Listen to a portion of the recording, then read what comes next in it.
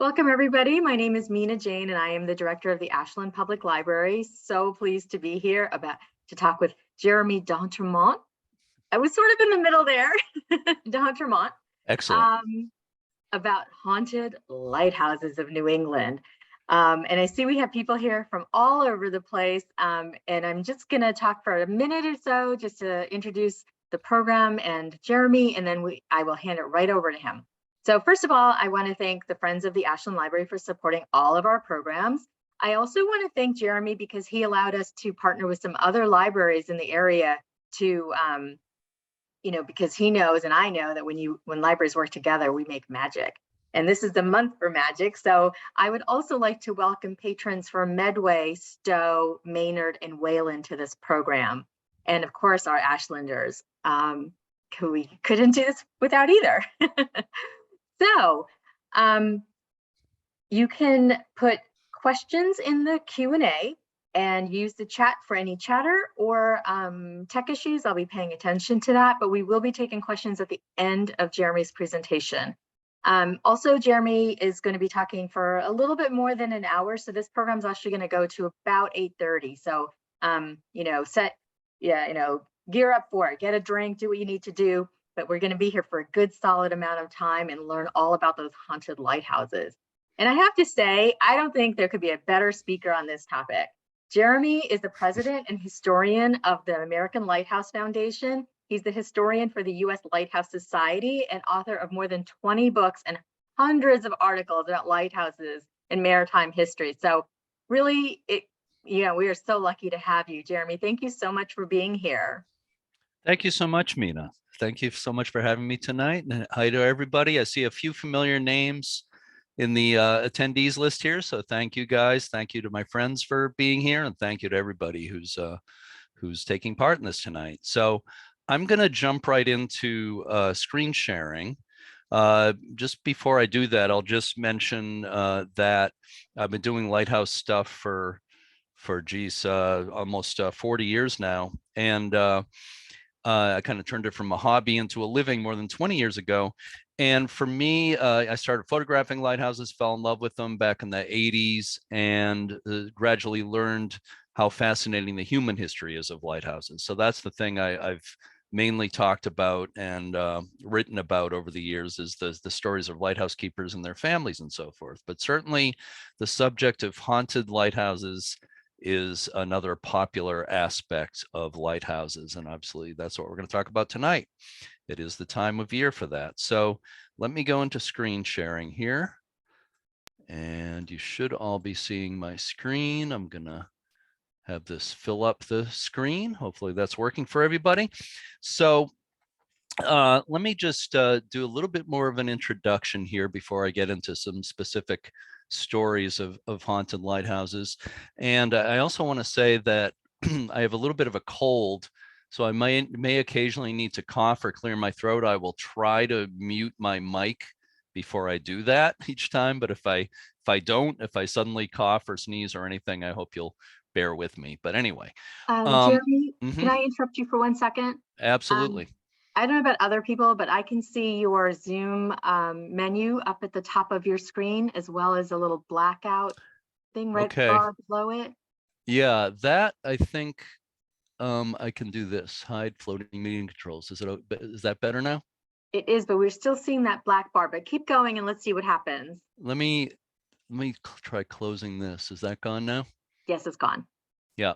Thank you for saying that. I think it may be different in meetings or in webinars, how all that works. Because, well, anyway, it's gone now. That's the important thing. So thank you. Thank you very much. It's much better without it. As I was starting to say, lighthouses, I would say, have wide appeal, as it says here. But I would say lighthouses are the most commonly used positive icon in our culture. As positive symbol, standing for all kinds of positive things, basically all that's good about humanity. They stand for hope and strength and guidance and faith. Did I say that one already? Just all kinds of positive qualities. And it's no accident that lighthouses are used by in advertising, Certainly churches use them as a symbol, schools use them, all kinds of businesses use them as a symbol of strength and guidance and so forth. With that being said, I like to say that lighthouses also have a dark side, and that there may be a slight pun intended there. Uh, there's something about a lighthouse out in the darkness, especially I think a lighthouse that's out on an island or a rock offshore. We see that light. A lot of them are flashing lights. We see that light at night in the distance, and just think about what it was like to live in a place like that. And I really think it sparks our imaginations. I know it does mine. You think about living at these places through all kinds of harsh conditions all year round, as keepers used to do. And I should just mention that traditional lighthouse keeping is at this point really a thing of the past. All our lighthouses, well, let me back up a little. We have over 800 lighthouses in this country. About half of them, or maybe a little bit more than half, are still active aids to navigation, but they're all automated. So we don't have traditional lighthouse keepers living at these places anymore, but we did for hundreds of years. So I think seeing a lighthouse, seeing the light in the darkness, makes us think about what life at those places was like. And certainly, no matter how you look at it, it was a scary existence, aside from ghost stories or anything like that. Again, living through storms and very harsh conditions could be a very scary way of life. So, and I have no doubt that some of these stories can be chalked up to imagination. Living in a place like that would lend itself to hearing strange things and possibly imagining that, say, the sound of the waves or sounds of creatures, whether it's birds or seals or whatever it might be. Sometimes those can be misinterpreted. In fact, I remember a story of a woman who was a wife of a lighthouse keeper who said that the first time she heard seals almost sounded like they were screaming out on the rock. She thought it was her children in pain, and she ran to see what was wrong. And it took her a few minutes, but she realized it was the seals making the sound. So, but anyway, you can misinterpret sounds. Sometimes these buildings, some of them are cast iron. They can croak and groan is the word I was looking for, in the winter with things expanding and contracting and so forth. The buildings themselves can make noise. Wind, certainly, getting into a lighthouse tower can make all kinds of noise. So there's no doubt that sometimes imagination can play a role. You can also misinterpret things you're seeing. And also sometimes somebody would tell a story and it would be passed down to maybe to other lighthouse keepers, to other lighthouse families and so forth, and get passed down from generation to generation.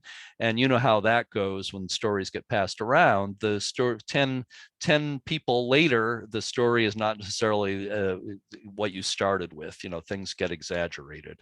I have no doubt that that plays a part as well. But with all that said, I like to call myself an open-minded skeptic. I firmly believe there is something to a lot of these stories. And I have experienced some interesting things myself, which I'll talk a bit about tonight. So I try not to doubt my own senses. I have to trust my own senses. And my wife has had experiences. A lot of people I know well have had strong, what you might call paranormal experiences. So I firmly believe there's something to it, although I think not every strange thing we hear or see is a ghost. But I think it's a big universe and we don't necessarily understand it all. That's my basic feeling. So another thing about the dark side of lighthouses is that it's had a great appeal to writers and filmmakers over the years. And here are some covers from books and comic books included that show lighthouses, stories that have used lighthouses in one way or another. Not necessarily ghost stories, but certainly science fiction in many cases has used lighthouses in different ways.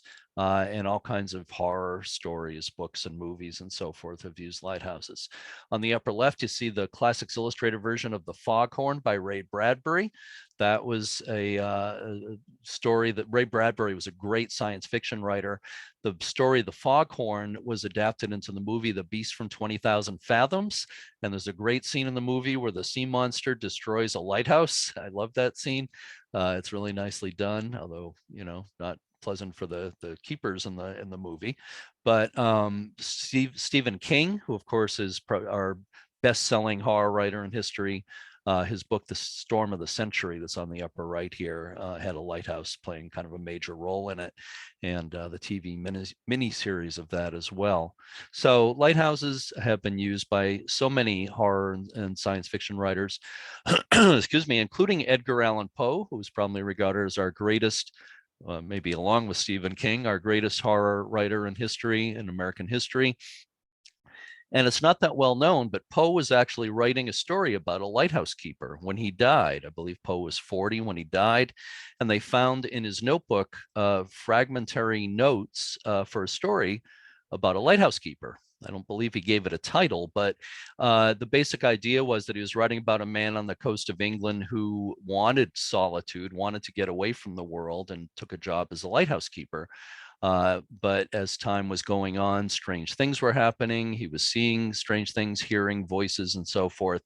And you weren't quite sure, because Poe didn't finish the story. You weren't sure if the guy was going mad or whether these things were really happening. And we'll never know for sure what Poe had in mind. But some years ago, I think now about 20 years ago, an editor named Christopher Conlon put together this book called Poe's Lighthouse. He enlisted the help of a number of science fiction and horror writers who started with Poe's notes and basically wrote their own version of the story, but finished it because Poe didn't finish it. It was also made into a movie a couple of years ago. I believe it was called Poe's Lighthouse, but I didn't see it. I saw a little bit of it, and I'll just say I've seen better movies. But anyway, they tried. But I'm going to talk for a while here about Boston Light. It's the first lighthouse I want to tell you about specifically. And it does have some interesting stories that fall into the heading of paranormal or ghost stories. Boston Light is the oldest light station in America. It went into service in September 1716 by order of the General Court of Massachusetts. The mariners and merchants of Boston clamored for a lighthouse, and they got their wish. So a 50-foot stone tower was built in 1716, and a man named George Worthylake became the first keeper. He was a local farmer and fisherman, and moved to the island with his family. Excuse me. Again, in September 1716, he lived there with his wife. First, I should say the lighthouse is on a little island called Little Brewster Island in outer Boston Harbor. It's actually closer to the town of Hull on the south shore of Boston than it is to Boston itself. So he moved there with his wife and two daughters, two youngest of their 5 children, a family servant, and 2 slaves, a male slave named Shadwell and a female slave named Dinah. I wish we knew more about the slaves. We know virtually nothing about them. But Worthylake had to try to do extra things to make a living to support his family, because the colony of Massachusetts paid him very little. So he served as a harbor pilot. He would go out in his boat and help lead ships into Boston Harbor. He also tried having a flock of sheep for a while, but his sheep wandered out in a sand spit at low tide, and the tide came in, and sadly, that was the end of his flock of sheep. So he had pretty miserable luck. In November of 1718, Worthylake went into Boston to pick up his pay. He went with his wife and one of their 2 daughters and the family servant. They were traveling back to the island in the sloop that you see in this picture, not the one you see in this picture, but very much like the one you see in this picture. They anchored off of Boston Light. They also had a family friend traveling with them. Shadwell, the slave, paddled a canoe out to meet the sloop. 6 people crowded into the canoe. And as Shadwell was paddling back to the island, even though from all accounts, there was no storm, there weren't big waves or anything, the canoe capsized, and all 6 of those people drowned.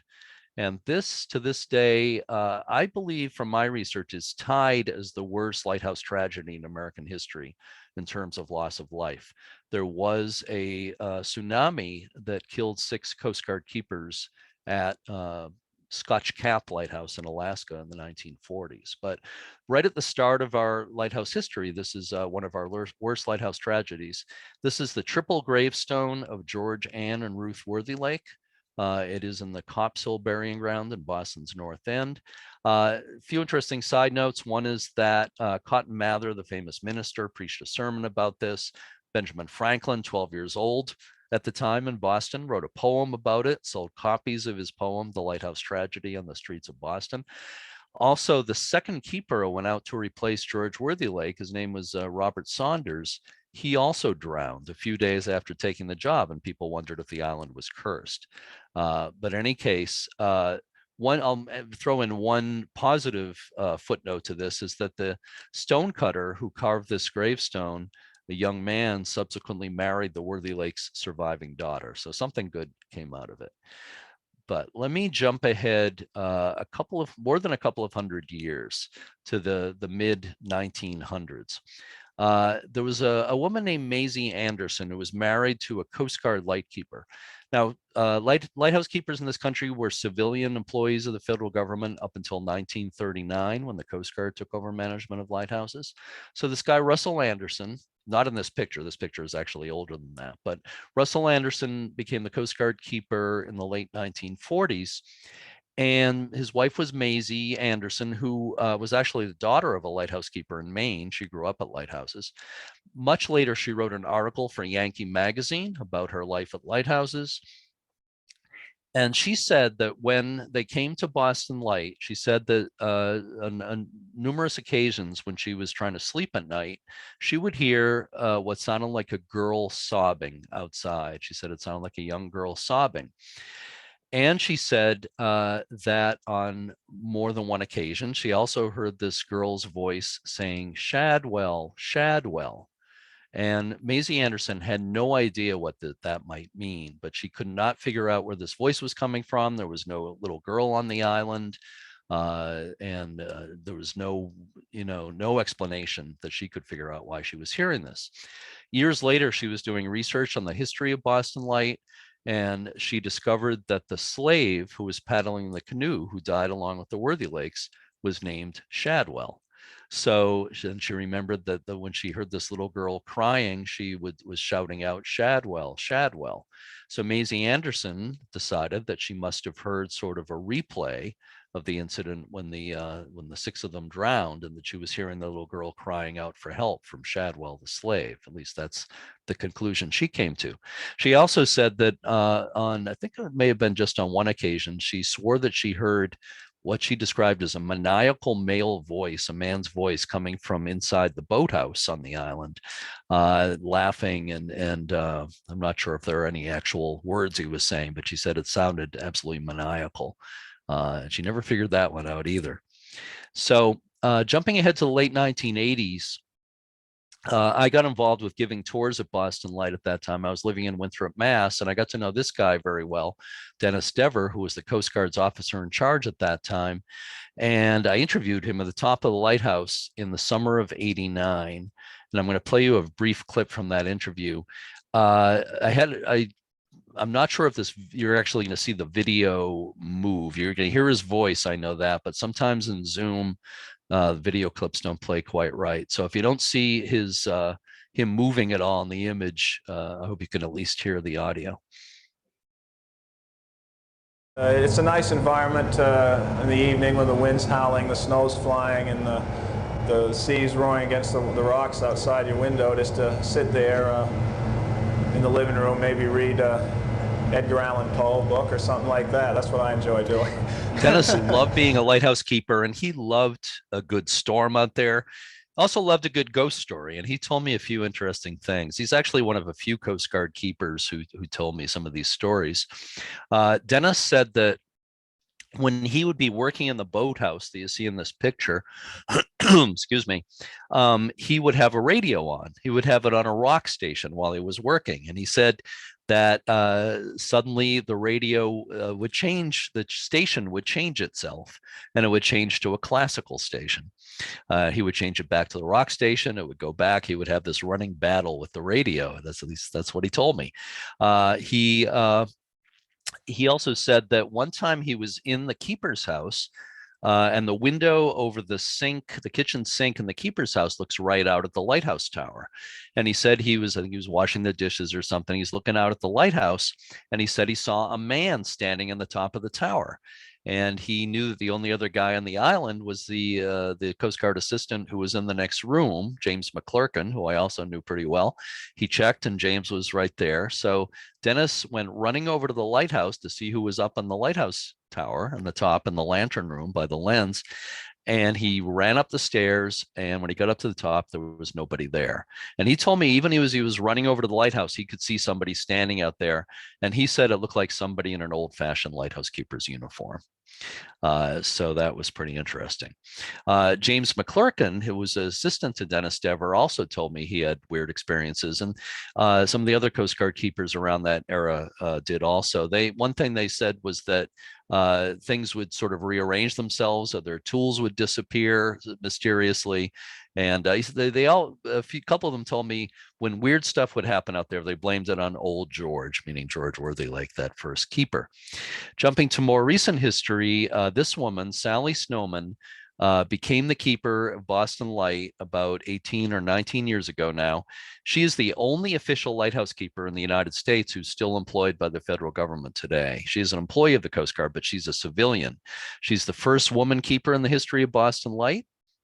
The light itself is automated, so her job is not the traditional job. She supervises volunteers. She supervises tours, although they haven't had tours for a couple of years because of damage to the pier out there. But and she keeps a general eye on things. She also wears these period dresses, like the one you see in this picture, that she makes herself. She likes to wave a hanky to passing ships, so she very much gets into the role. But anyway, and by the way, she's standing by the 1859 lens that's still in use there, a second order Fresnel lens in Boston Light. Beautiful, beautiful lens. So Sally told me some stories some years ago. She has told me that she hasn't experienced weird things herself, but that several of the volunteers who are called watchstanders, and they're Coast Guard auxiliary people, Coast Guard auxiliary volunteers, they have told her some stories over the years. And commonly, several of them have said they've seen a woman standing at the top of the lighthouse looking out to sea around dusk. With long flowing hair and wearing some sort of nightgown type attire. I can't say whether or not that's accurate, but I will say that it sounds sort of like a cliche ghost. You know, the woman in white with the long hair. But that doesn't mean it's not. They haven't really seen it. But one of the most interesting stories that Sally told me was that one of the watchstanders was trying to sleep on the couch in the living room, and that there was a rainstorm going on. And they were periodically getting up and checking the basement, which was prone to flooding. And there's a stairway going up to the second floor right near that couch. So this person at one point woke up and was going to go check the basement when they saw a woman on the stairs coming toward them. And the person said that their eyes kind of locked, kind of met for a moment, and then the woman disappeared. So I thought that was quite an interesting story. And by the way, a couple of years ago at Sally's invitation, I got to spend the night on the couch at Boston Light. I was very aware of that stairway, but nothing too spooky happened except that the gulls kept me awake all night with the noise they were making. But nothing weirder than that. So I'm going to jump down to southern New England, and this is New London Ledge Light, which is in the mouth of the Thames River. They do pronounce it Thames down there, not Thames like in England. And it's between New London and Groton, Connecticut. And I think this is one of the most interesting lighthouses architecturally anywhere. It's just a beautiful building, as you can see. Built in 1909, which was very late in the game for building lighthouses in this country, and really totally unique. They say it was built in this style to be kind of in keeping with the beautiful houses on shore near there. But anyway, it was home to lighthouse keepers and their families for many years, and then later just male Coast Guard keepers in its last years, and was automated in the 1980s. Nobody lives out there anymore, but this is the site of probably the most famous lighthouse ghost story, certainly in New England, maybe in the country. And the ghost is usually identified as Ernie. Here's an old postcard of the lighthouse. You see it says Southwest Ledge Light, which is what it was often called early in its history, but there's another Southwest Ledge Light in Connecticut at New Haven. So they started calling it New London Ledge Light to differentiate the two. Anyway, I'm going to tell you the story of Ernie the ghost. I'm going to tell you the story as it's usually told. I am not going to guarantee that this is a true story, but it's an interesting story. And some of well, let me tell the story first, then I'll explain more about it. So here's the way it's usually told. An important part of the story is they say that there was a lighthouse keeper at New London Ledge Light in the usually said to be in the 1930s, and that he lived there with his wife. And his name was Ernie. The keeper's name was Ernie. And his wife soon became very bored living out there, which is not hard to believe. And one day, Ernie went away from the lighthouse to get supplies. He was away for a few hours, and he came back and he found a note left by his wife saying that she had run away with the captain of the Block Island ferry. Now, the ferry to Block Island from New London passes by there a couple of times a day. So that part makes sense too. But anyway, so poor Ernie was distraught when he found this note. Usually the story says that he went to the roof of the lighthouse and dove off to his death. Some versions of the story will say that he went to the roof and drank himself stupid and fell off and died. But usually it's said to be a suicide. And some versions of the story say that he left a note behind saying that he would haunt the place forevermore because of what his wife had done to him. So I will say that there is no record of a keeper named Ernie there. There's no record of a suicide associated with the lighthouse. Nobody has ever produced a newspaper article or anything else to show that something like that actually happened. But whether or not that's a true story, there have been a lot of people who swear that weird stuff happens at this lighthouse pretty often. In the 1970s and 80s, there started being a lot of newspaper articles about Coast Guard keepers experiencing weird things. They would say that furniture would rearrange itself. They claim that the decks swabbed themselves. I don't know if I buy that one, but they also said that the light itself was very erratic, would go on and off by itself different times, and that the foghorn would do the same thing, and also their television would go on and off for no apparent reason. In any case, it has been the site of many investigations over the years. The Ghost Hunters TV show was there. Most Haunted, which was a paranormal investigation show from England, went there, and they actually had some interesting stuff happen on Most Haunted. If you look on YouTube, I think there's still clips on there. Search for Most Haunted New London Lighthouse, and I think you'll find it. But anyway, I got to take part in an investigation at New London Ledge Light in July of 2006, and it was videotaped for a TV show called American Builder.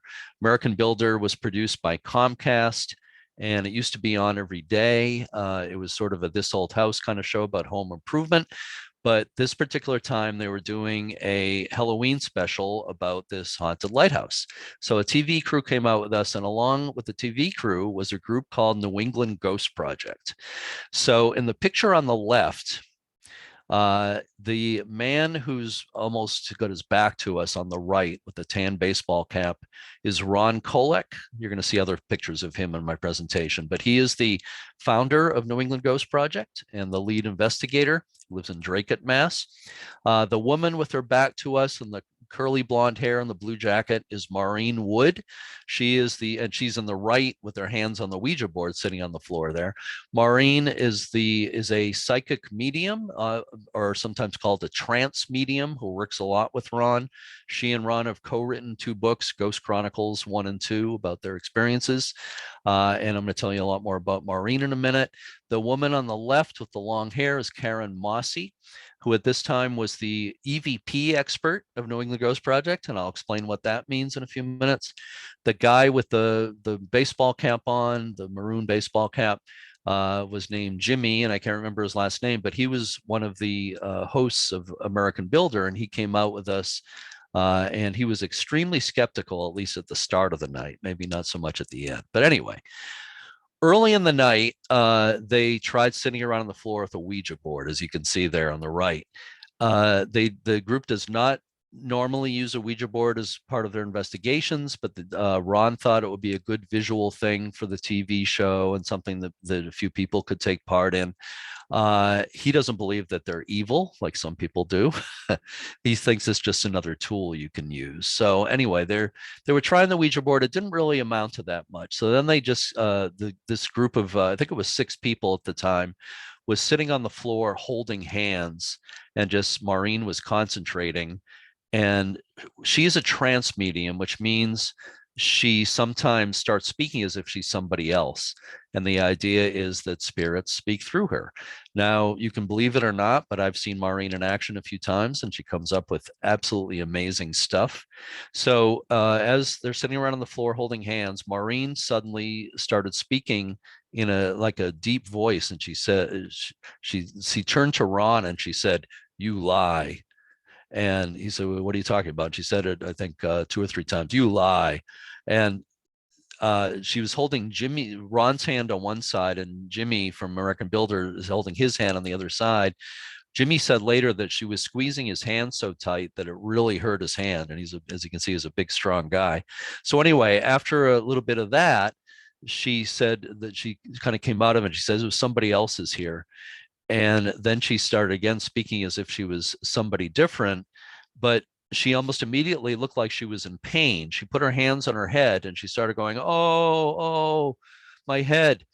And then she looked really panicked, and she kind of fell over backwards, and she had this crazy look in her eyes, like she was completely panicked. And Ron was he like grabbed her arm, and she said, "It's okay, Maureen, snap out of it," or something like that. And after a minute or two, she was back to being Maureen again. But it was very dramatic. And actually, the show on American Builder, I believe it won a local Emmy Award.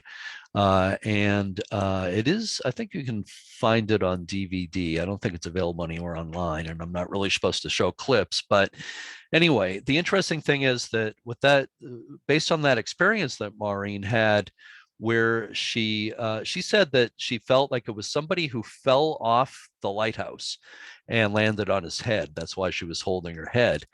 And she said this guy died here, and his spirit is very angry. And she said he's not a lighthouse keeper. She said this guy was a construction worker. He was part of a crew. And she said that the other workers locked him out on the roof as a prank, and that he was struggling to try to get back in a window, and he slipped and fell to his death. And she said the other rest of the crew tried to cover it up. They didn't tell anybody, so I guess it was just believed that he had gone missing. So he's angry about that. And she said he's also angry because everybody thinks this was a lighthouse keeper who died, but it wasn't. He was a construction worker. So that's the conclusion she came to. Is it true? I can't possibly say, but I will say that, again, there's no record of a keeper named Ernie being there. I don't think that story is true. The story that Maureen came up with is actually more believable, but I don't think we'll ever be able to prove whether it's true or not. In the morning, when a boat was supposed to come to pick us up, there's Ron and Maureen, after not getting any sleep all night, about 5 a.m. or so, we all went into different rooms and tried to sleep, but there was no furniture. I was lying on the floor in one room, and as the light started coming in the window, I could see spiders all over the wall. So personally, that was the scariest part of the whole thing for me. But anyway, Karen Mossy, as I mentioned before, is an EVP expert who was working with New England Ghost Project at that time. EVP stands for electronic voice phenomena. And basically, the idea is that people use recording devices during an investigation, usually these days a small digital recorder, and they'll sometimes just let them record for a period of time, or sometimes ask questions into them. And even though no voice is audibly heard at the time the recordings are made, sometimes you will hear voices on the recording later when it's played back. And it's actually something, experimenting with this goes way back to the early days of sound recording. Thomas Edison was actually interested in it, and there's a long history of this kind of thing. But anyway, I'm going to play you a couple of EVPs from New London Ledgelight from that night. In this first one, Karen was out on the deck outside the lighthouse very late at night, and she says, "Are you here? Yes or no?" And she seemed to get a response to it. So here it is. Are you here? Yes or no? Now, it's not super clear, and there's different grades of EVPs, A, B, C, D. That might be about a B, but certainly sounds like yes to me. Let me play that last one again. Are you here? Yes or no? Okay, here's another one that was also recorded outside on the deck, and this was, I think, about 2 a.m. She was standing by the top of the stairs outside the lighthouse there that go down to the lower level on the base. And she did it there largely because a previous investigator named Christine Krasinski, I think I'm remembering her name right, took a picture in that area where there's like a cloud of some sort, and she claimed it was a spirit that she got a picture of. I'm not sure about that, but anyway, it was an interesting picture. And so Karen did this recording in the same place, and you won't hear Karen's voice. This time it's just a sort of a whispery sounding voice, and Karen feels that it's saying, "Help me, I'm cold." So here it is.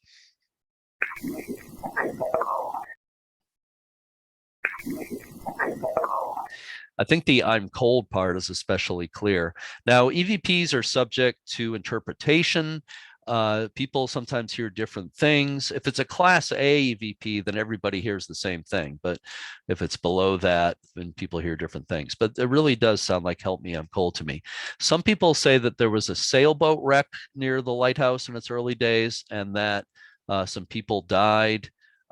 And some of the ghost stories have been related to that, but it's also there's no record of that happening, so I'm not sure if that's true or not.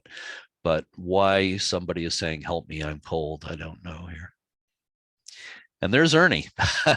The New London Ledge Lighthouse is now owned by the New London Maritime Society. They have a museum in New London.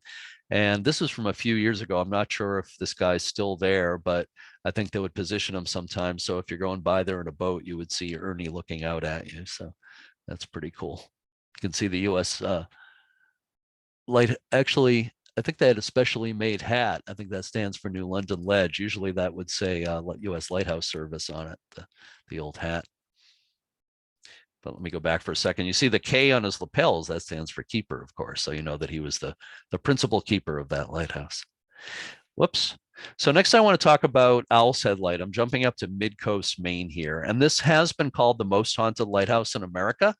Coastal Living magazine called it that a few years ago.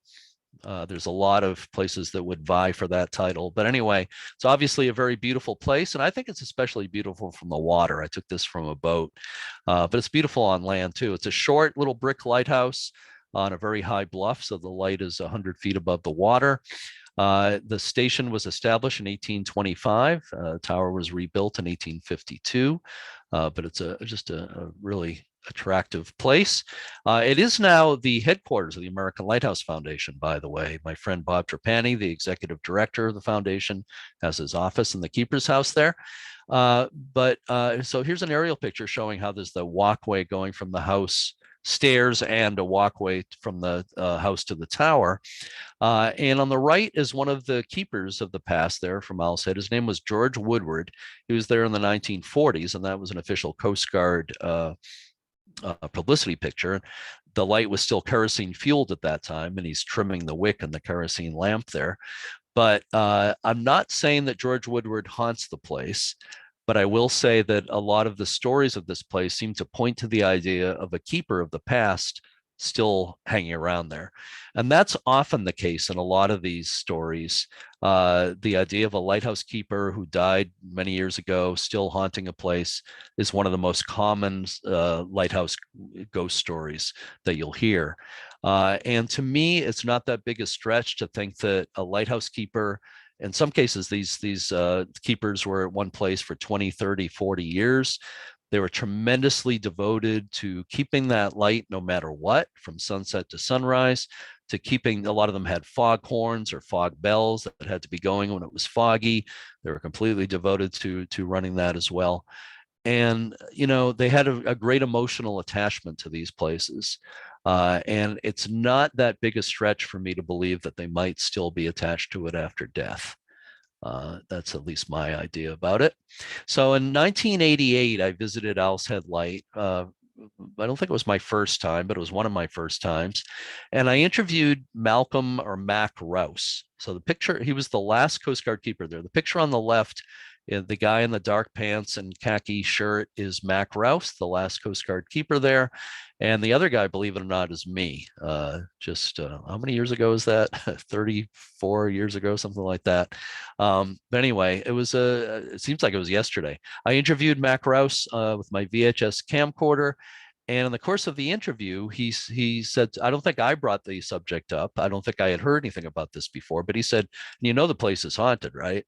And he told me that his young son, who was quite young at the time, would see an old woman sitting in a chair in the kitchen and would insist on it, that there was an old woman there, even though there was nobody there.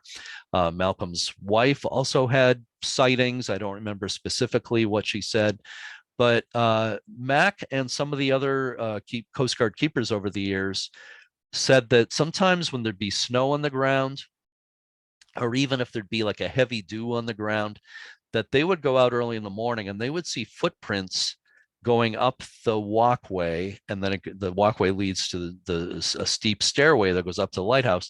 They would see these footprints going up the walkway and up the stairs right to the door of the lighthouse. Now, the footprints wouldn't be coming across the yard. They would just start on the walkway and they would end at the lighthouse door, which doesn't make a lot of sense. You'd think the footprints would have to go away through the yard, but they didn't. So those are some of the reasons why Mac Rouse believed the place was haunted. Later, I met a guy named John Norton, who was a keeper there before Mac Rouse in the early 1980s. John Norton was a very kind of gruff Maine native who didn't seem like the kind of guy who would make stuff like this up. He told me that one night he was trying to sleep in his bedroom upstairs, and he said he was wide awake, and he told me he knew beyond any shadow of a doubt he was awake when he saw this. He said suddenly there was an old man's face in the room looking at him. And he said it was there for a few moments and it disappeared. And he swore to me that something he saw and did not imagine. He knew he saw it. Between John Norton and Mac Rouse, there was a couple by the name of Andy German, Germann, and his wife Denise. They were there for a couple of years, and they had some experiences. And one of them was one night they were in bed, but Andy realized he had to go outside to do something, and he told his wife he'd be right back. He left the room, and while he was gone, she said that she saw the indentation like somebody was moving around in the bed next to her. Now, most of these things don't freak me out at all. That one kind of does. But later, when her husband came back, he said that when he left the room, he saw what he described as like a gray figure move from outside the room through the wall, like it was going into the bedroom. And the timing of that seemed to coincide with what his wife experienced. So anyway, when the Germans were leaving the place, the family that moved in was the Grahams, and they're in this picture on the right here. Gerard Graham was the next Coast Guard keeper. That's his wife, Debbie, and their little daughter, Claire, there. And they're standing by the 4th order Fresnel lens that's still in place at Owl's Head Lighthouse. So when they showed up, the Germans told them, they said the place is haunted, and you especially don't want to use this one upstairs bedroom because it's the most haunted part of the house. The Grahams laughed. They thought that was hilarious, and they made that room their little daughter Claire's bedroom. So they were there a couple of years, and they said that the whole time they were there, Claire had an imaginary friend that she described as an old sea captain. One night, late at night, the Grahams were asleep. Debbie and Gerard were asleep. Claire, their daughter Claire, who I believe was 3 years old at the time, came into the bedroom, woke them up, and said, "Fog's coming in, time to put the horn on." And they could not figure that out because they never talked about anything like that to her. They never used those words around her. So they figured the old sea captain must have told her that. So about 20 years ago, I believe it was in 2001, 21 years ago, maybe it was 2002, it was somewhere in there. The Travel Channel made a documentary, Haunted Lighthouses of America, and I got to take part in that. I got to play the lighthouse ghost in some scenes. That's not me in this picture, but I was interviewed for it, and I actually spent a week with the crew. I got a production assistant credit as well. But anyway, the guy in this picture was the father-in-law the Coast Guard officer who was living in the keeper's house at that time. After the light was automated, for some years, the Coast Guard kept using the house for housing for a Coast Guard family.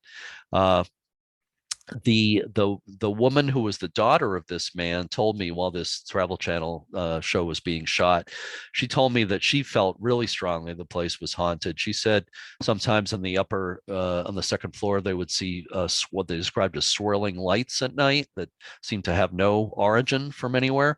And she was kind of nervous about living there she had a couple of young children. So this was her father. They had him put on a uniform, and so he's sort of playing the lighthouse ghost in a way, walking up the stairs to the lighthouse here. And he told me that one night he was trying to sleep in one of the upstairs bedrooms, and suddenly the bed started vibrating. And he said nothing else was vibrating except his bed. There wasn't a storm going on or anything like that. But he just thought it was funny. He laughed. I'm not so sure I would have thought it was so funny, but it was interesting being part of that show. And I'll mention that we also shot at another lighthouse near there called Prospect Harbor, and that scene they had me put on the lighthouse keeper's uniform. And if you ever see the show, you see the shadow of the keeper moving up the stairs of the lighthouse at Prospect Harbor, and that's my shadow. But they did show the show a lot for years. I'm not sure if they're showing it anymore. But again, Haunted Lighthouses of America on the Travel Channel. This is a really, really interesting picture. I know it doesn't look like much here, but I'm going to show you some detail in the picture that I think is really interesting. This was sent to me by a guy named Bob D'Amato from Connecticut, probably around, I'm going to say around 10 years ago now. He saw me lecture. I did a lecture on lighthouse ghost stories down his way somewhere, and afterwards he sent me this picture. And he said he had been at Owl's Head Lighthouse recently and took a lot of pictures late at night. It was about 11 o'clock at night. He had one friend with him, nobody else around at all. Nobody was living there at that time. And he said he took this picture from the top of the stairs near the lighthouse looking down. That's an oil house where the keepers used to store kerosene. The interesting part of this picture is to the right of the flagpole near that fence. And it's kind of hard to see here, but I zoomed in on it and cropped it so you'll see what's really interesting here. Here it is. So when he looked at this picture closely, he could not believe he got this. And I've had dinner with this guy. I believe he is completely sincere. I believe he didn't Photoshop this or anything like that. He said that his friend who was with him was standing behind him when he took this picture.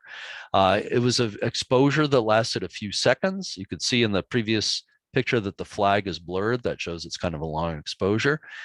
But when you see, it looks like a figure standing there, and even though you can see through it, the edges are fairly sharp.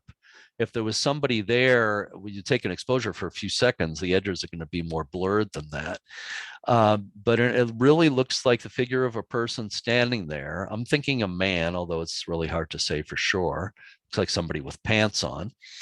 Although I suppose it could be sort of a long dress. It's really kind of hard to say. And it looks like maybe a hat, but it's also hard to tell if that's just part of the tree.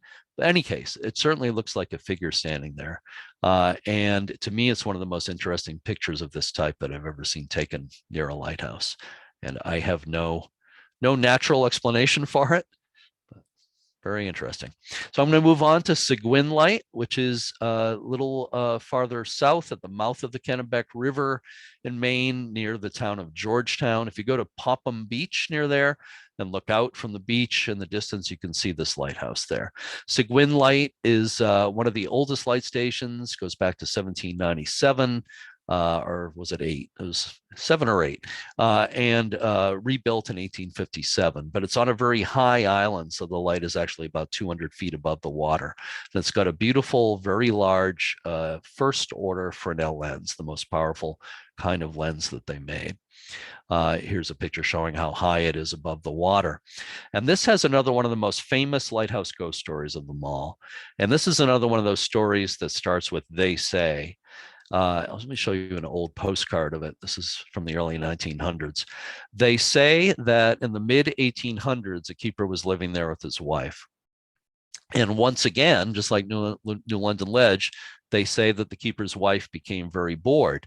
and she asked for a piano. So the keeper bought his wife a piano to help her pass the time, and a crew brought the piano out to the island. They carried it up the very high, steep path to the keeper's house, put the piano in the keeper's house. But along with the piano, this woman was given only one piece of sheet music. It was some popular song of the day.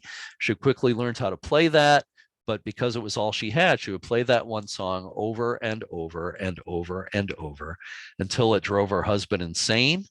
They say that he grabbed an axe that he had for chopping firewood, proceeded to chop up the piano, then proceeded to murder his wife and kill himself.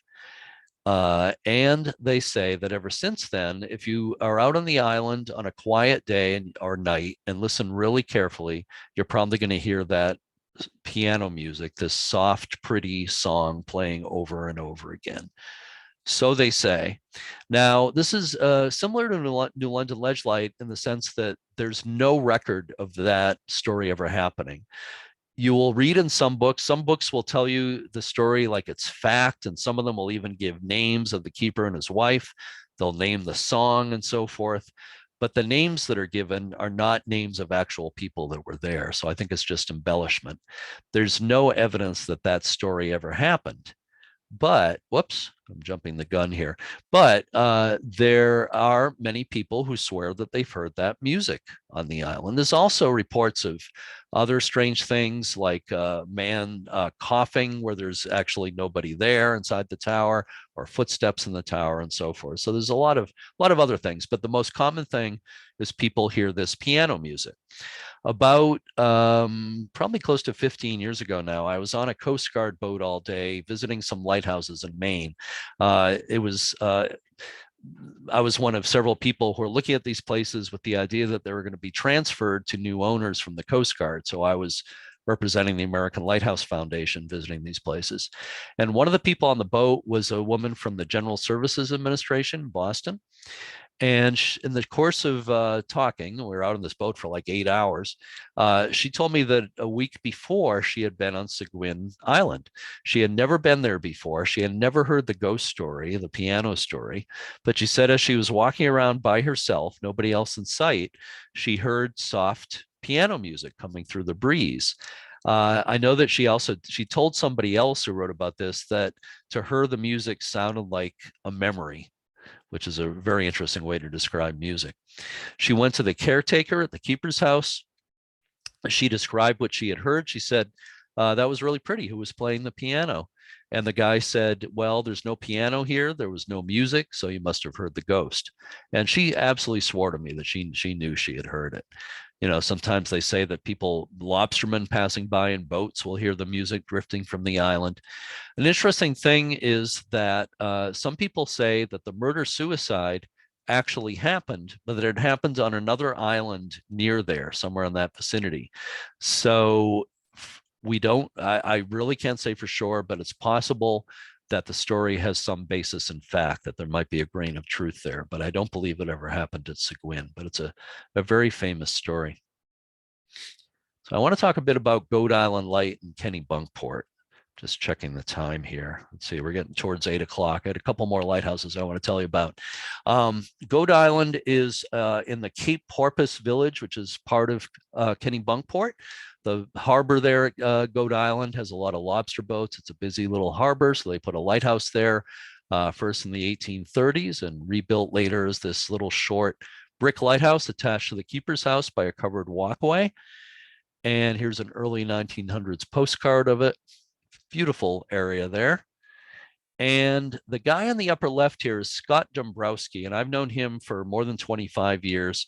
He is a caretaker for the Kennebunkport Conservation Trust, is the organization that actually owns the Lighthouse Light Station and takes care of it. And he has been the chief caretaker for more than 25 years. Dick grew up in Marblehead, Massachusetts, and he had a childhood friend, Dick Curtis, who's the guy on the right here. Dick Curtis, around, I think it was the late 90s, became the winter caretaker. So these two guys grew up in Marblehead. They both moved to Kennebunkport. Scott lived in the summer on the island with his wife and 2 sons. Dick was a single guy, and he would live out there in the winter with a couple of dogs. In May, the end of May, Memorial Day weekend of 2002, Dick Curtis was on shore in Cape Porpoise by the Harbor Masters building in the harbor there, talking to people. And he told them he was going to go out for a sunset boat ride with his dogs. And I think he had his own dogs and somebody else's dogs. So he had 3 dogs with him. He went out, and people realized after a while he had never come back. The next morning, they realized he had never come back. And he wasn't going out to the island. He was supposedly just going out for a cruise and coming back. Anyway, so they sent a search party out for him. And after looking for quite a while, they found his boat overturned way out on the ocean side of the island. And sadly, eventually his body was found. He had drowned. Some people think that his dogs got into trouble and he went in the water trying to save his dogs. And he probably was wearing heavy clothes. It was cold. The water was very cold, and he didn't make it. Very sadly, they had a huge memorial service for him. He was a really popular guy. I met him only once, but it seemed like just a great guy. Not too long after Dick died, I was at Goat Island visiting, and Scott Dombrowski and I were standing at the top of the lighthouse looking out at the island. And he said to me, Dick and I used to joke that after we die, we'll haunt this place. And ever since Dick died, Scott has had so many experiences that point to the idea that Dick is still there hanging around. And I'll just tell you one of them. Wish I had more time, I'd tell you more. But Scott said that around, I think it was 2000, not sure of the year. I'm going to say maybe 2004-ish. But it was during the time, of course, a lot of you I'm sure know that the Bush family has the Walker's Point compound at Kennebunkport, and President George H.W. Bush spent summers there from the time he was a child right through his presidency. In fact, right through to the end of his life. He and his wife Barbara lived there in the summer. And George W. Bush, their son, would sometimes visit. And during the period that George W. Bush was president, there was going to be this summit meeting with Vladimir Putin coming from Russia. Obviously, we're never going to see that again. But Putin was coming from Russia to meet with President Bush at Walker's Point. Scott heard about this, and he decided to fly a Russian flag next to the American flag on Goat Island. He said that Dick loved flags, so he would have loved this. So he flew the Russian flag near the American flag. And Scott heard through the grapevine that the Russians found out that the Bushes and the Russians found out about this. They took a boat ride out toward Goat Island, both the Bushes and Putin, and took photographs of it. And Scott saw one of the times they came out in the boat and waved to them. And he said he was standing next to the foghorn at the top of the lighthouse. And the foghorn supposedly only worked on a sensor. It was sensed when it was foggy and turned the horn on. And when he saw the boat and waved, he said out loud, "Well, how do you like that, Dickie?" He always called him Dickie. "How do you like that, Dickie?" And he said the second he said that, the foghorn started blasting. "How do you like that, Dickie?" Womp, womp. Now, I should back up a little bit and tell you that previously, a woman who identified herself as a psychic had come out to the island. And she told Scott, your friend will make himself known by electronic means. And Scott said that the horn malfunctioned other times. And when it did that, he felt like Dick was saying hi to him. So on this particular occasion, when the boat with the Bushes and Putin was out there, "How do you like that, Dickie?" And the horn started blasting. And he said it would not stop. He called the Coast Guard. They came out to try to turn it off. They could not turn it off. He said it never worked right again until they replaced all the equipment out there. I think that was several months later. So he firmly believed that was Dickie saying hi to him. So I got one more lighthouse to tell you about. And this is my local lighthouse, about 15 minutes from my home here. And Portsmouth Harbor Lighthouse is in Newcastle, New Hampshire, about a mile from the mouth of the Piscataqua River, which divides the New Hampshire coast from the southern Maine coast. And it is on an active Coast Guard station. And it's also next to a very historic fort. In this picture, you see the Civil War era wall of Fort Constitution. There's also an inner wall that dates back to 1808. There's been a fort of one kind or another there since the early 1630s. A very historic spot.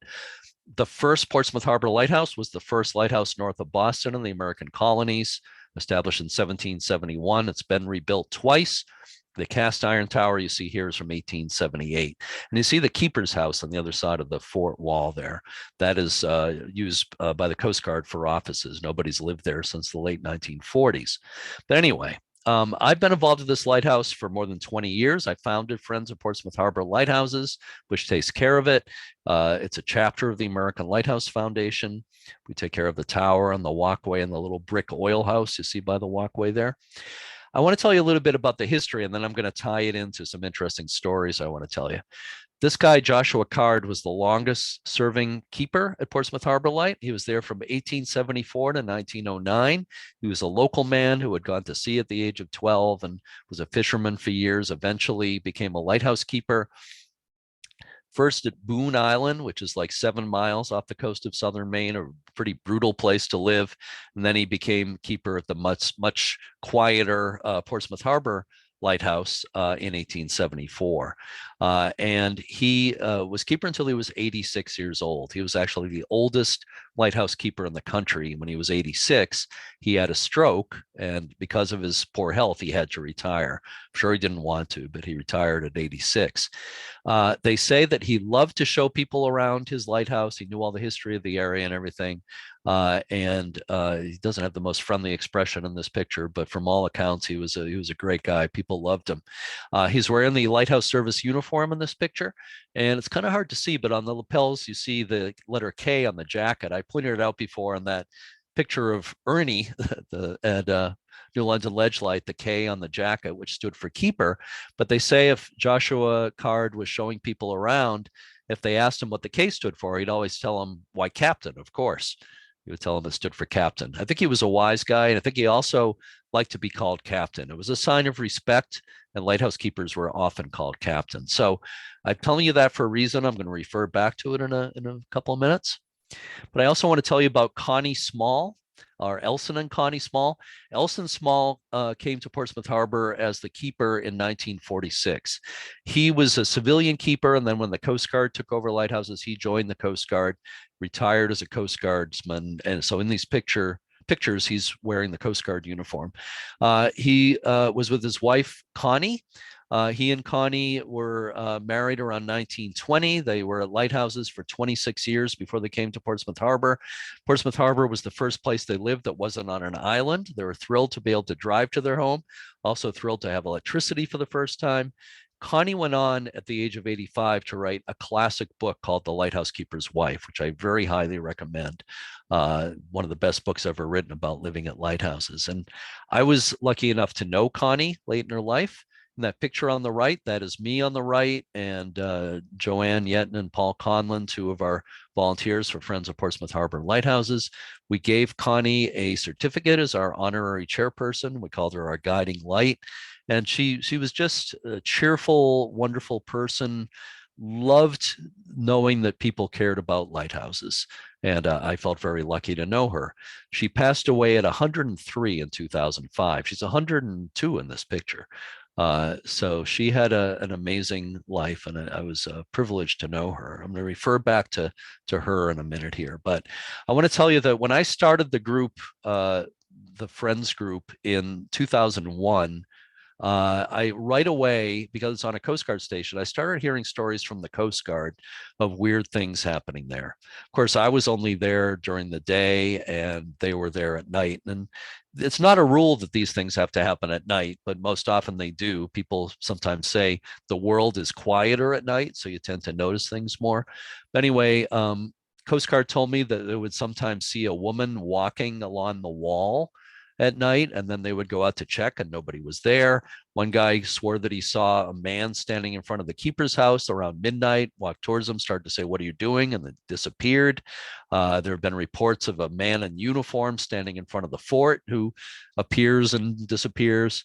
And footsteps on the stairs going up to the watchtower on the main Coast Guard building, usually around 2 or 3 a.m. Footsteps on the stairs when nobody's there. Footsteps on the stairs in the lighthouse when nobody's there. I was told by multiple people that in the keeper's house, they'd be working in the offices on the first floor and they would hear footsteps going back and forth on the second floor and nobody was there. I could go on. There are a lot of stories.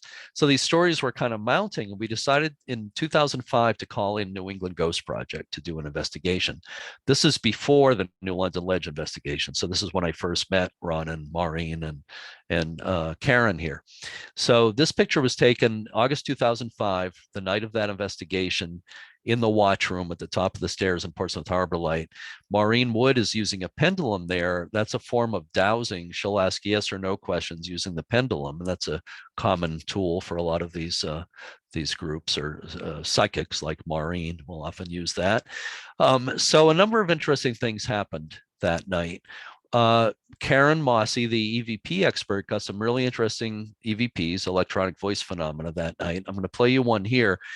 This was recorded, I think it was close to midnight at the top of the stairs, right where they are in this picture, actually, in the watch room. And you're going to hear Karen's voice first say, "Who's there?" And then you seem to hear a response. So here it is. I'll play it again. It's definitely not a Class A EVP, but Karen thought the voice is saying "captain." To me, it kind of sounds like the captain really quick. And the voice is similar, as a similar voice has been recorded in a few of these EVPs there. And I'm going to stop here for a moment to tell you that I have audibly heard a voice in the lighthouse about, I think it was 2007. I was giving a tour for a young couple. It was in the afternoon. We were in this same watch room. I was leaning on the ladder, which goes up into the lantern room where the light is, and I'm talking to them. And as I'm talking, I heard a voice say, "Hello," like that. And I thought it was somebody a few feet to my right. I looked, there was nobody there. I said, I thought there was somebody right at the top of the stairs who said it. There was nobody there. I said to the couple, "Did you hear something?" The guy said, "Yeah, I heard a man say hello." His wife didn't hear anything. We looked downstairs, we looked outside, there was nobody around, absolutely. One of our other volunteers around that same time was up painting in the lantern room by himself one afternoon. He was wearing headphones, listening to music. He thought he heard something, so he took the headphones off. He heard, "What are you doing?" And at that point, he decided to pack up the paint, go home. He checked all around. There was nobody around. My wife one time was taking decorations down in the same watch room there, and she was at the porthole you see in the background there, facing it, taking some decorations down.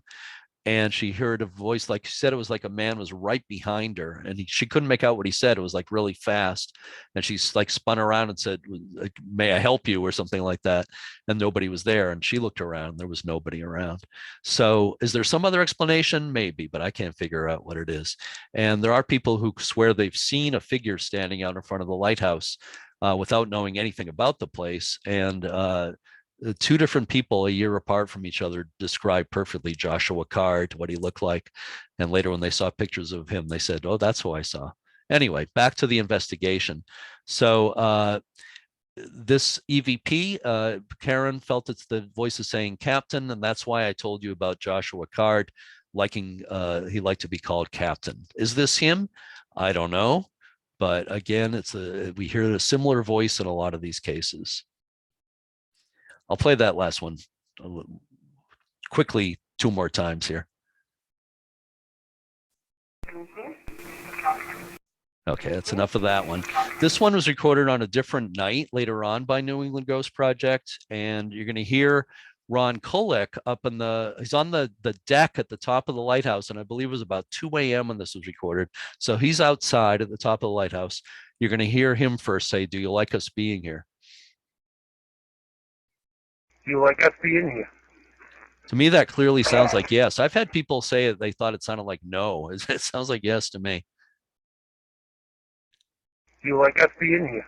There's like a little bit of a pause, like he has to think about it a little bit. But it's a similar kind of older sounding male voice. And this is a guy named Jim Stonier, who is now the EVP expert for New England Ghost Project. This is recorded right after that last one. And Jim says, "I think you should check the light." And he gets a response. "I think you should check the light." Sounds like okay to me. And I love the fact that there's kind of a long pause there, as if maybe Joshua, Captain Card, was taking a nap and he woke up when Jim said this. I think you should check the light. I think you should check the light. All right, that's enough of that one. All right, one more here I want to play for you. This was recorded by a different group called Seguin Paranormal from Nashua, New Hampshire, during investigation in August 2010. And this was on the second floor of the keeper's house. And there were a group of us sitting around about 11 p.m. And one of the women said she thought she heard something strange. So there's a discussion about what the noise might have been. And at one point, you're going to hear me say, I was scratching my head. Is that what you heard? And right about when I say that, you're going to hear a weird high-pitched voice that they felt is saying, Mary, Mary. So here it is. What was that noise? I heard it. My camera is closing. No, it didn't come from your camera. I scratched my head. You didn't hear that? No, that's right. It was more like a high pitch. I hope you could hear that. It does. When you listen to it carefully, it really sounds like Mary, Mary. We don't know for sure what it's all about, but I will tell you that there was a keeper there for 26 years, 1915 to 41, Henry Cuskley. He was married to a woman named Mary. Both of Mary's parents, her father was the previous keeper, and her mother, they both died in the keeper's house. So some people feel that this is her mother, the spirit of her mother, calling out for Mary, the daughter. There's no way. I don't know what it is, but it was a strange voice, and I can tell you that it was not heard audibly at the time we were there. It was only heard later in the recording. I just want to say briefly that there are also a lot of stories about Fort Constitution next to the lighthouse. And there was an explosion there on the 4th of July, 1809, that killed 10 people. That's what I guess you would call a broadside on the right there about that explosion. And some people relate the paranormal experiences people have had in the fort to that explosion. These pictures were taken during our first nighttime event ever at the lighthouse. I think well over 10 years ago now. They were taken by a woman named, more like 15 years ago, a woman named Veronica Pollock took these pictures. She is in the Ghost Hunter show. Ghost Hunters did a show in 2007 at Portsmouth Harbor Light, and she was interviewed for it with about these pictures. I have no explanation for these pictures. That's the front entryway to the fort, and it's looking out onto the station late at night. Nothing was going on. Nothing was moving at all. And there's certainly no obvious explanation for these weird greenish lights or whatever it is kind of moving through that entryway.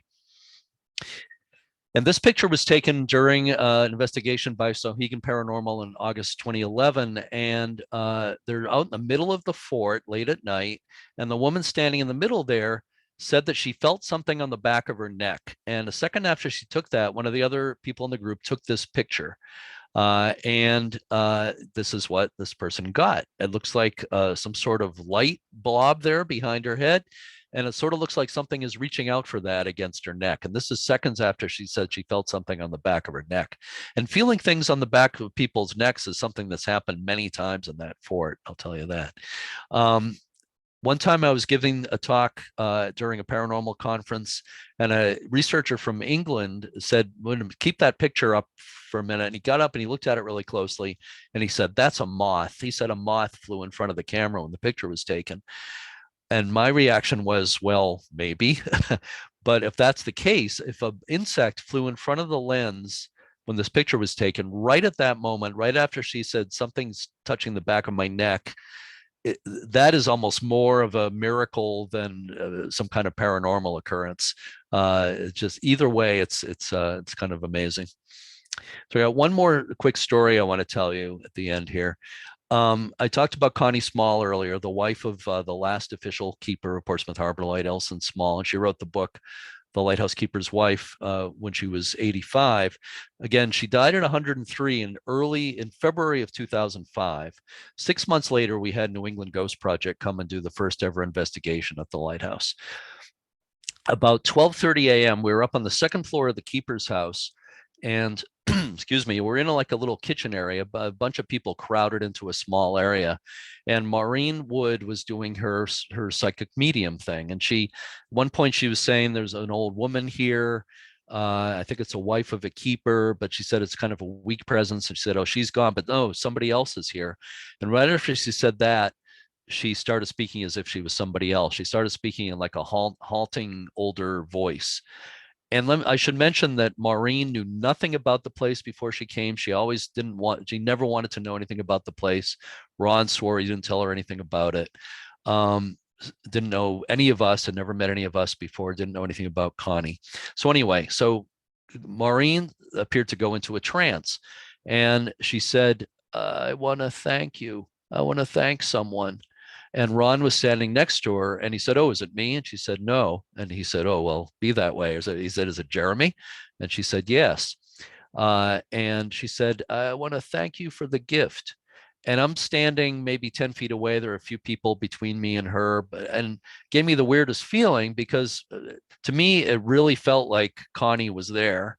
But at the same time, I thought, well, that's ridiculous. Of course she's not here. That's Maureen. But it was a really strange feeling. But she repeated a couple of times, I want to thank you. I want to thank you for the gift. I had given Connie gifts, including the certificate we gave her as our honorary chairperson, but I had given her other gifts as well. So anyway, it was a weird feeling, but she only did this for maybe a minute or two. And then she fell on the floor, which she often does at the end of her when she channels like this. Ron's feeling is that when the spirit leaves her, there's like a moment when nobody is in charge of her body, and she'll just fall like a ton of bricks on the floor. And that's what happened. They woke her up and she was okay, and they helped her down to the first floor. I stayed by myself on the second floor a little bit longer. And Roxy Zwicker, who has actually gone on to write some books on the paranormal herself and gives ghost tours in Portsmouth, she was one of our volunteers, and she came back upstairs and she said to me, you won't believe what Maureen just said to me. And I said, what did she say? Roxy said that Maureen said to Roxy, Connie wants to thank you for the big pink flowers. Now, going back 6 months earlier, Connie's funeral was in a small church. And in the front of the church was the casket, an open casket. And I was one of the last people out of the church, but Roxy and her husband were the last ones to leave the church. When they went up to the casket, Roxy had a bouquet of pink tulips. The minister told her, if you want to put the flowers in the casket, go ahead and do that. She did that. Nobody knew that except Roxy, her husband, and the minister. 6 months later, Maureen, who had never heard of any of us, never met any of us before that night, out of the blue said to Roxy, Connie wants to thank you for the big pink flowers, which was extremely interesting. And Maureen Maureen said to me and Roxy together, she said, Connie wants to thank you for being at her funeral, which is the only time I've heard something quite like that. But does it prove anything? No, but certainly I left that night feeling kind of more open-minded about a lot of things. It was very interesting. So I want to mention that I do a podcast for the U.S. Lighthouse Society. It's called Lighthearted, meaning people have lighthouses in their hearts. I've done about 200 episodes. You can hear it at news.uslhs.org or using your favorite podcast app.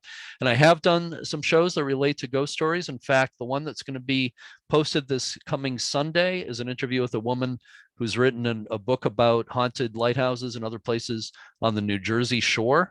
I did a show last year with Ron Kolek about the investigations we've done together. You can look up that one on the news blog. But it's interviews with lighthouse keepers and all kinds of people related to lighthouses. It's been a lot of fun. And here are some more sources of information. My own website, newenglandlighthouses.net, has history of every lighthouse in New England. And travel directions and so forth. And American Lighthouse Foundation, Friends of Portsmouth Harbor Lighthouses, U.S. Lighthouse Society, and also check out New England Ghost Project. Ron and company do a lot of events around the area, so you might want to check that out. So at this point, I'm going to come out of screen sharing. Wow, that was fascinating, Jeremy. Okay. Amazing. So we do have a few questions in the chat, and I'll just read them to you. Marie wants to know, why is it called Owl's Head Lighthouse? Really good question. There's some debate about that. It comes from an Indian name that apparently meant owl's head. I think Medadicut or something like that was the Indian name, the local natives. But and some people say that from some angles from the water that it looks like an owl's head. I've never been able to see it. I don't see anything that looks like an owl's head there, but apparently maybe because of the way the trees were at some point or whatever, the trees and the rocks, somebody felt it looked like the head of an owl, but it goes back to the Native American days. And that's where the name comes from. So that's all I know. Right. It's more than we knew a minute ago. Somebody asked, do you know any haunted lighthouses you can stay in Massachusetts or Rhode Island? Haunted lighthouses you can stay in. Yes, I do, as a matter of fact. There's a lighthouse in Fall River, Mass, which of course is famous as the home of Lizzie Borden, and actually the Lizzie Borden house you can stay at. It's a B&B. But there's a lighthouse there called Borden Flats Light, named for the same family, Borden Flats. It's near the mouth of the Taunton River, and it's what people call a spark plug type light. It's a cast iron lighthouse out in the water on a circular base. When you get to out there, you have to go out in a boat and go climb up a ladder. So it's a little difficult to get in, but I am good friends with the previous owner, Nick Korstad, who told me a lot of ghost stories about that place. And we did an investigation there with New England Ghost Project. It's now owned by somebody else, and there are overnight stays there. So I can't remember the website off the top of my head, but if you Google Borden Flats Lighthouse accommodations or something like that, I'm sure you find it really easily. And it's a pretty cool place. Off the top of my head, I'd have to, oh no, I thought of something, but you can't stay overnight there. I was going to say Block Island Southeast Light, which has some ghost stories. Block Island, Rhode Island. You can visit it and see the museum there, but there's no overnight stays. I can't think of any others off the top of my head in Massachusetts or Rhode Island that have ghost stories and you can stay overnight. There's only a handful of lighthouses where you can stay overnight. There really aren't that many in this country, just kind of scattered ones here and there. Joanne says she just read a book on Boone Island. Do you have any stories from there? I do, and some versions of the presentation I just gave have had Boone Island in it, but I kind of juggle it a little bit. It's hard. I can't include all the stories. There's too many. Boone Island is well offshore. It's about 7 to 8 or 8 miles off of southern Maine near York and Kittery. One of the most isolated lighthouses in the country. It was considered a horrible place to be a keeper. But long before there was a lighthouse there was a famous shipwreck there in December 1710, the Nottingham Galley, where 14 men were wrecked. They all lived. They survived the wreck. The ship was lost. And 10 of them ended up living there for just about a month with basically no food. 2 of them died trying to get to shore in a makeshift raft. Another died on the island. And I'll just say that the men who survived resorted to extraordinary means to stay alive. I don't want to go into great detail, but it was the subject of a novel in the 1950s by Kenneth Roberts, the novel Boone Island. It was a bestseller. And there's a more recent book also called Boone Island. It's the true story behind it, co-written by Stephen Erickson of Portsmouth, where I live here. It's an excellent book if you want to read more about it. But some people associate the ghost stories of Boone Island with that shipwreck. There's also a famous legend of supposedly a young keeper dying on the island and his wife tending the light after he died, and that she eventually died and went mad and died, and that her ghost haunts the island. That's another one of those stories that you'll find in some books where they give great detail, their names and everything. No record of that ever happening. So I think it's a made up story. But I also have talked to Coast Guard keepers who told me the place was very haunted, that all kinds of weird stuff happened there. So I don't think I have time to go into great detail about those, but certainly it's if ever a lighthouse looks like it should be haunted, it's Boone Island. It's a tall, stark granite tower on a little pile of rocks. So it looks like it needs to be haunted. So I think we just have one more question. It's actually mine. I'm wondering why you think, because you're such an expert on lighthouses, why are lighthouses like the perfect place to be haunted? Why are there so many great stories from lighthouses? Yeah, well, like I was saying early in the talk, I think it sparks our imagination. There's something about it's both inspiring but also mysterious, that light in the darkness. I think there's just something about it that sparks the imagination. But I know paranormal researchers have different ideas about it. Some people say that more paranormal type stuff happens near the water, near the ocean, that it somehow sort of conducts it or something. I don't know, and there's certainly no proof for any of that, but that is a theory. Some people even think that like it's something like a recording medium, that's something about the chemical makeup of the water can actually record things and replay them or something, and that I'm not sure I buy that, but I've heard that as a theory. But and also I think there's the whole idea that, like I said, a lot of these stories relate to lighthouse keepers, some cases who lived at these places for many years. Some of the stories seem to point to them still hanging around, watching over the place. And to me, it's not that big a stretch because, like I said, they're so emotionally attached to these places. I think the idea that they're still there is not that hard to believe, for me at least. Yeah, I always think of them as incredibly isolated. So there's so many opportunities for them to be haunted, because people aren't like tromping through all the time. Yeah, well, there's a wide variety, though there are some that are big tourist attractions. And Portland Headlight in Cape Elizabeth, Maine gets well over 1 million people a year. But there are some ghost stories there. I don't think I have time for those, but again, you dig deep enough in almost any lighthouse, you're probably going to find something along these lines in there somewhere. Many of them have it. Okay. Yeah. So it's just in my, like, there are, when you think of lighthouse, I think of isolated, out on this like little rocky pier by itself. And yeah. Well, like I said, I think whether or not you buy into these stories, like you say, the image of that isolated lighthouse, it makes sense. It just seems like these places should be haunted somehow. Well, I totally buy into them, so Mhm. I've been bought. Actually, just one last question. Jennifer asks, are there any lighthouses in line for investigating next? Is that Jen Bogard who asked that? Yep. Yeah, I saw that she was here. Hi, Jen. She's involved with Plum Island Light, Newburyport. No, I haven't worked with New England Ghost Project recently. I don't know. I think if Ron is planning any more lighthouse investigations, he'll let me know, but nothing that I'm aware of as far as lighthouse investigations. If Right. Jen, if you're interested in doing something at Plum Island Light, we can talk about that. But we'll have to have like take 2 of this talk after you do that. So, yeah, I will send out a recap to everybody tomorrow after the video link is up, and I will share some resources that Jeremy has spoken about, so you won't miss a thing. So Jeremy, thank you so much for being here. Spend a minute in the chat just letting us know what you thought about this presentation.